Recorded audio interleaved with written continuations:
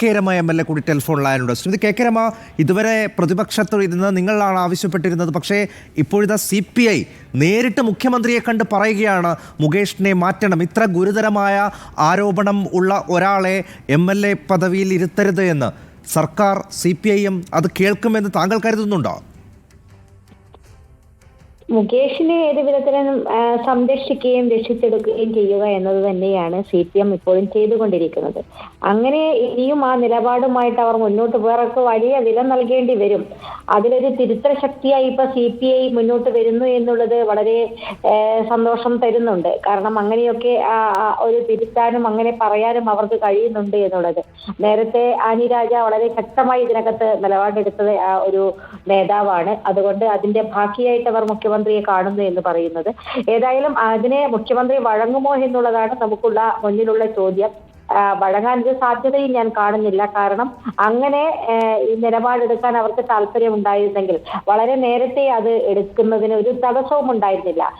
അതാണ് ഈ Hema committee report, മുകേഷിനെതിരായുള്ള report കയ്യിൽ വെച്ചുകൊണ്ട് തന്നെയാണ് അദ്ദേഹത്തിനെ സഭകളിലേക്ക് മത്സരിപ്പിച്ചതും സ്ഥാനാർത്ഥിയാക്കിയതും അവരുടെ MLA ആക്കിയതും പിന്നീട് MP ആക്കാനുള്ള ശ്രമം നടക്കുകയും എല്ലാം ചെയ്തത് അവർ തന്നെയാണ്. അങ്ങനെ മുകേഷ് ആരാണ് ഇവർക്ക്?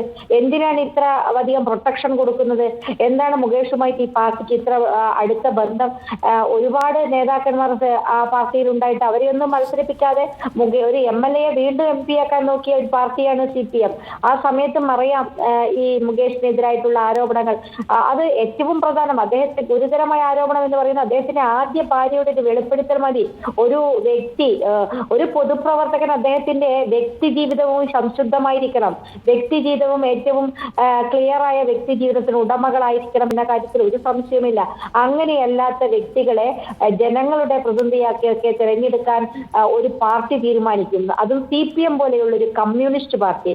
ആ പാർട്ടി അങ്ങനെ ഒരു തീരുമാനം എടുത്ത് മുന്നോട്ട് പോകുന്നു എന്ന് പറയുന്നത് തന്നെയാണ് ആ പാർട്ടിയുടെ അധപ്പതനം. ആ അധപ്പതനത്തിലേക്ക് അത് എത്തിക്കൊണ്ടിരിക്കുകയാണ്. ഈ വിഷയത്തിൽ CPM ഇനി മുകേഷിനെ സംരക്ഷിക്കാനാണ് പാർട്ടി തീരുമാനമെങ്കിൽ അത് തീർച്ചയായിട്ടും വലിയ തോതിലുള്ള പൊട്ടിത്തെറികൾ ഇടതുപക്ഷത്തിനുണ്ടാവും, അതുപോലെ തന്നെ ആ പാർട്ടികൾക്കും ഉണ്ടാകും എന്ന കാര്യത്തിൽ ഒരു സംശയമില്ല. മുഖ്യമന്ത്രി അടിയന്തരമായിട്ട് അദ്ദേഹത്തെ മാറ്റി നിർത്താൻ ആവശ്യമായ കാര്യങ്ങൾ ചെയ്യുകയാണ് വേണ്ടത്. ശരി, ഞാൻ താങ്കളിലേക്ക് വരാം.